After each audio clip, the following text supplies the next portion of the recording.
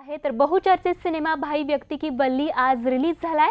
अवघ्या महाराष्ट्राचं लाडकं व्यक्तिमत्व असलेल्या पु ल देशपांडे यांचा जीवनपट मांडणाऱ्या या सिनेमाचं दिग्दर्शन हे महेश मांजरेकर यांनी केलंय। तर या चित्रपटाला अधिकाधिक स्क्रीन मिळाव्यात यासाठी मनसेनं काल आंदोलन केलं होतं आणि या पार्श्वभूमीवर आज नेमकं काय चित्र आहे या संदर्भात निलिमा कुलकर्णी आमच्या प्रतिनिधी आपल्या सोबत आहेत। अधिक माहिती जाणून घेऊयात। निलिमा, एकूणच कसा प्रतिसाद या चित्रपटाला, किती स्क्रीनवरती हा चित्रपट रिलीज झालाय, कसा प्रतिसाद?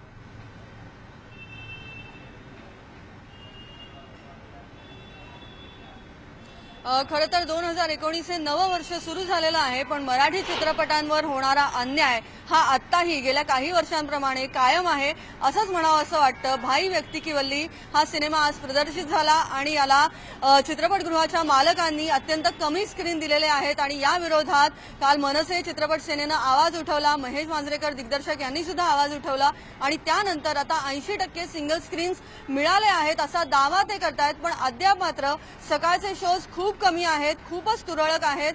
तर दुपारी काही शोज या सिनेमाला मिळालेले आहेत।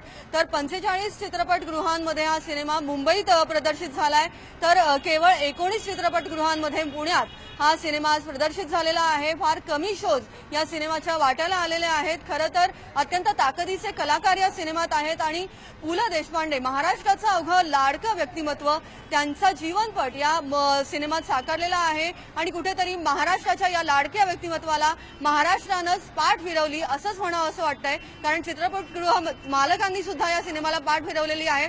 तर प्रेक्षक सुद्धा अद्याप मॉर्निंग शोजला फारसा प्रतिसाद देताना दिसत नाहीयेत। आता यानंतर दुपारचं चित्र आणखी बदलतं का, आणखी चित्रपटगृहांत आणखी स्क्रीन्स या सिनेमाला मिळतात का, उद्या आणखी स्क्रीन्स या चित्रपटाला मिळतात का, हेच आता पाहणं जास्त महत्त्वाचं ठरणार आहे। भाई व्यक्ती की वल्ली हा सिनेमा आज प्रदर्शित झालेला आहे, पण कुठेतरी मराठी रसिकांनी आता या सिनेमासाठी समोर यावं लागेल आणि चित्रपटगृह मालकांनी मराठी सिनेमाला आपलंसं म्हणावं अशी आता कुठेतरी इच्छा मराठी रसिक सुद्धा करत आहेत।